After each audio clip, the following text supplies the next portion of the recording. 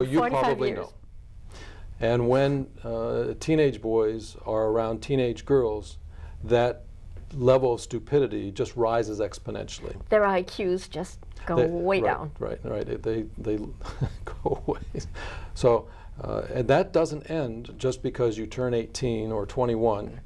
And I have to tell you, I hope it never ends. I hope that I continue. In fact, several of the chapters in there, I have a little saying from somebody at the beginning of each I of the chapters. love your sayings.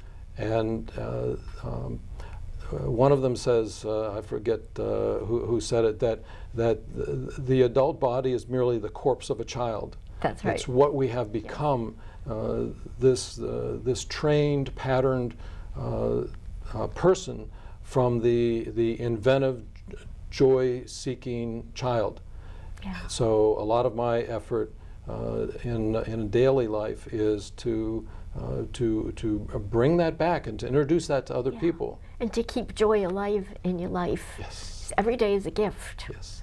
And I think every day that you learn something or make a change for the better, you're feeding the right dog, you're Yes. growing and you're becoming a better person than you were the day before.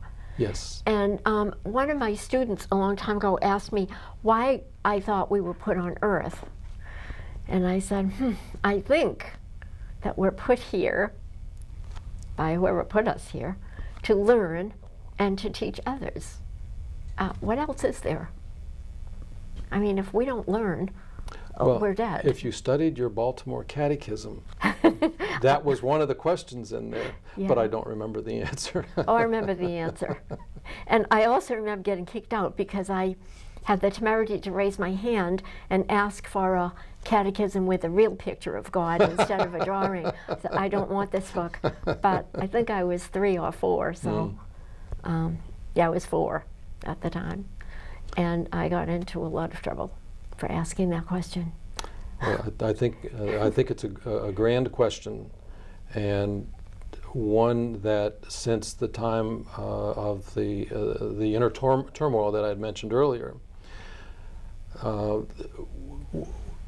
my life was changing. I mean, it changed very suddenly, dramatically, radically, yeah. all at once, and it left me without the anchors that I had. It left me without the mission. I had a mission to raise the children, to teach them, so that they could get a good job, so that then it just perpetuates itself. I was on a mission at work to play the corporate game and climb the corporate ladder and so on. I was on all these missions. That's how I defined my life. Now all of a sudden the missions were gone. And so the next several years I was trying to understand what that mission was morphing into. And this book, or working through these thoughts, helped me greatly to come up with an understanding of why are we here? Why am I? I mean, I was about to say I don't care about we, but what's most important is why am I here? Yeah, you did some amazing self-examination. Not only why am I here, but who am I? I like that aspect of it, to really figure out who the heck you are, you know, and that shone through a lot of it. Your identity. It was more than a life crisis, it was also an identity crisis. Oh, absolutely. Right, Yeah. right. And as you examined the different aspects of the past, your memories, your relationships, your goals, and the things you thought were important, everything started to change, right? Everything changed. I felt that I was changing. I had no idea where it was going. I just felt a great attraction to the change. So the book starts with a poem by a friend of mine entitled Cold. And as she tells it, she also had inner turmoil, and her release was poems. And she was afraid of this cold thing that was kept on the other side of the door. And she was using all of her strength to keep the door closed, to not let the cold get to her. And the second chapter was a poem that I wrote, and it's not nearly as good as hers. And it's titled Warmth, It is good. because at a thank you. I love it when people say that. But Well, I taught poetry, so oh, okay. Well, then you would know. it's good. There was a time we were in Manhattan, my wife, who I was just dating at the time, and we were at the Fulton Street Fish Market, which is on the east side, on the right on the river, and for some reason we decided to have our portraits drawn by the street artists. So in about 8 or 10 minutes, they can capture your essence, or a caricature of you, oftentimes very, very good. Yeah. And I sat there, and the sun was in my eyes, and so I had my eyes closed, and I could feel that warmth.